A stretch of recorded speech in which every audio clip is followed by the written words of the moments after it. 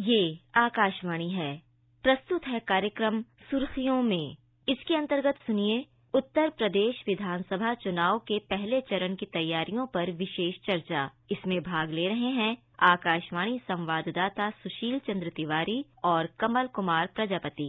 उत्तर प्रदेश विधानसभा चुनाव के पहले चरण के लिए कल मतदान होगा। पश्चिमी उत्तर प्रदेश के 11 जिलों की 58 सीटों में कल मतदाता विभिन्न दलों के और दूसरे प्रत्याशियों के लिए वोट डालेंगे और हम सभी जानते हैं कि मतदाताओं का एक बहुत बड़ा प्रतिशत यानी लगभग 2 करोड़ 28 लाख मतदाता इस चरण में वोट डालने के लिए योग्य हैं। विस्तार से कल की मतदान की तैयारियों और इससे जुड़े विषयों पर बात करने के लिए हमारे साथ हमारे संवाददाता सुशील चंद्र तिवारी जुड़ रहे हैं। सुशील, चुनाव आयोग की जो तैयारियां हैं, सुरक्षा की व्यवस्था और अन्य इंतजाम, इस पर हमारे श्रोताओं को और कल के मतदान के बारे में एक ब्यौरा दें। देखिए, ऐसा है कि चुनाव आयोग के लिए ये बहुत बड़ी चुनौती है। पहली बार जो है कोविड के साए में चुनाव हो रहा है और इस संक्रमण से भी बचना है और मताधिकार और लोग मताधिकार का सुरक्षित रहकर प्रयोग कर सकें, बिना किसी भय के प्रयोग कर सकें, निष्पक्ष मतदान भी कराना है। तो एक प्रकार से चुनाव आयोग के लिए ये पहले चरण का मतदान बहुत बड़ी चुनौती है। बहुत बड़ी संख्या में लोग वोट डालेंगे। लगभग 2 करोड़ 28 लाख, जैसा कि आपने चर्चा की, 2 करोड़ 28 लाख वोटर हैं यहाँ पर और इन वोटरों को कोविड गाइडलाइंस का पालन कराने के लिए सभी मतदेय स्थलों पर डूज और डोंट्स भी बताया जाएगा कि आपको क्या करना है, क्या नहीं करना है। चुनाव आयोग ने इन जगहों पर इसी वजह से, चूंकि कोविड का संक्रमण था, इसलिए मतदाताओं की संख्या हर मतदेय स्थल पर कम कर दी है। लगभग 1250 तक की अधिकतम संख्या रखने के लिए निर्देश दिए गए हैं। इसके अलावा मतदाताओं के लिए, वोटरों के लिए सभी तरीके के इंतजाम किए गए हैं। सुरक्षा के जबरदस्त इंतजाम है। हम जानते हैं कि पश्चिम उत्तर प्रदेश में हाल के दिनों में कुछ ऐसी घटनाएं हुई थी जिनको लेकर के चर्चा हुई बहुत। तो इन सब चीजों के मद्देनजर लगभग 50,000 के करीब जो है सुरक्षाकर्मी सुरक्षा के लिए लगाए गए हैं और लगभग 26,000 के आसपास मतदेय स्थल हैं जहां पर लोग अपने मताधिकार का प्रयोग करेंगे। आपको ये हम बता दें कि चुनाव आयोग ने इस बार जो है आखिरी का घंटा कोविड पीड़ित लोगों के लिए रखा है। जो वोटर ऐसे हैं जिनको अगर कोविड का संक्रमण है तो वो शाम के आखिरी 1 घंटे में अपना वोट डाल सकेंगे। जो किट मतदान कर्मियों को दी जा रही है उसमें सैनिटाइजर, मास्क और तमाम ऐसी चीजें हैं कोविड से संक्रमण से बचाव के लिए। इसके अलावा जो फेस शील्ड होती है वो है, ग्लव्स हैं, फेस मास्क है, थर्मल स्कैनर है, इस तरह चीजों की भी व्यवस्था की गई है ताकि लोग बिना संक्रमित हुए अपने मताधिकार का प्रयोग कर सकें। सुशील, लगभग 623 प्रत्याशी इन 58 सीटों के लिए चुनाव लड़ रहे हैं। थोड़ा ब्यौरा हमारे श्रोताओं को इन सीटों के बारे में और जो महत्वपूर्ण सीटों पर कई प्रत्याशी लड़ रहे हैं बड़े दलों के, उनका एक संक्षिप्त ब्यौरा भी दे पाए तो। देखिए, 623 प्रत्याशी मैदान में है जिसमें से 73 जो है वो महिला प्रत्याशी हैं। हम जानते हैं कि ये जो सीटें हैं, 58 सीटें, ये पश्चिमी उत्तर प्रदेश की हैं जिसमें शामली, मुजफ्फरनगर, बागपत, मेरठ, गाजियाबाद, गौतम बुद्ध नगर, हापुड़, बुलंदशहर, अलीगढ़, मथुरा और आगरा जिले शामिल हैं। तो इन जिलों में लगभग 58 सीटें हैं जिसमें से 9 जो है प्रदेश सरकार के जो सिटिंग एमएलए और मिनिस्टर जो है यानी प्रदेश सरकार के जो मंत्री हैं वो चुनाव लड़ रहे हैं और कई जगहों पर बहुत दिलचस्प मुकाबला है। न केवल सत्ता पक्ष की तरफ से बल्कि विपक्ष की तरफ से भी जबरदस्त प्रयास किया जा रहा है। हम अगर जैसे गाजियाबाद की एक सीट ने, वीआईपी सीट है,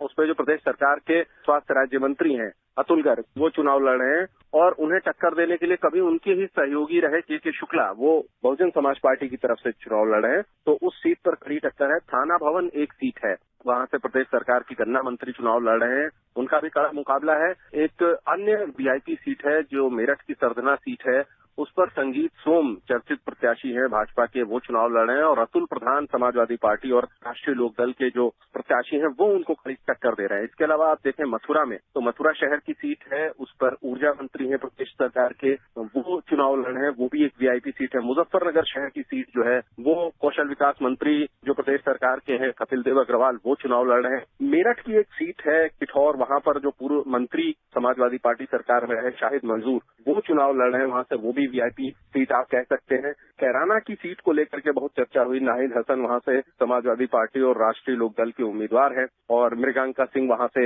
चुनाव लड़ रही हैं भारतीय जनता पार्टी के प्रत्याशी के तौर पर। कांग्रेस की एक कैंडिडेट है अर्चना गौतम, हाल फिलहाल में चर्चा में रही, मॉडल भी है, फिल्म अभिनेत्री भी हैं, वो हस्तिनापुर से चुनाव लड़ रही हैं पार्टी की तरफ से। कांग्रेस के जो मेरठ के जिलाध्यक्ष हैं अवनीश काजला, वो लड़ रहे हैं। तो कई सारे मंत्री और बहुत सारे पूर्व मंत्री भी जो है वो इस बार मैदान में है। पहले चरण में उनकी किस्मत का फैसला जनता करेगी। तो सुशील, राजनीतिक दलों ने अपने घोषणा पत्र जारी किए हैं और अब मतदाताओं के सामने मुद्दे भी हैं, किस आधार पर उन्हें वोट करना है, उनके पास अपने मुद्दे हैं। तो इस चुनाव में विशेष रूप से इस चरण के लिए मतदाता किन मुद्दों को लेकर वोट देगा? क्योंकि हमने घोषणा पत्र में भी देखा कि किसानों के मुद्दों को प्राथमिकता दी है राजनीतिक दलों ने और अन्य मुद्दों को भी रखा है। बिल्कुल, कांग्रेस, भारतीय जनता पार्टी और समाजवादी पार्टी ने अपने अपने जो घोषणा पत्र जारी किए हैं उसमें सब में किसानों को प्राथमिकता पर रखा गया है। भारतीय जनता पार्टी ने जहां 5 सालों के भीतर मुफ्त सिंचाई के लिए बिजली देने की घोषणा की है। आप ध्यान रखें कि ये गन्ना किसानों की बेल्ट है जिसकी हम बात कर रहे हैं। बड़ी संख्या में इसमें गन्ना किसान है और उनकी गन्ना की फसल का भुगतान कराने का मुद्दा लगभग हर बार एक चुनावी मुद्दा रहता है और हर पार्टी उस पर अपना स्टैंड क्लियर करती है, ज्यादा से ज्यादा गन्ना किसानों के लिए करने की बात करती है। तो समाजवादी पार्टी ने भी जो बात कही है और लगभग कमोवेश उसी को भारतीय जनता पार्टी ने भी अपने घोषणा पत्र में दोहराया है कि गन्ना किसानों का भुगतान 15 दिन के भीतर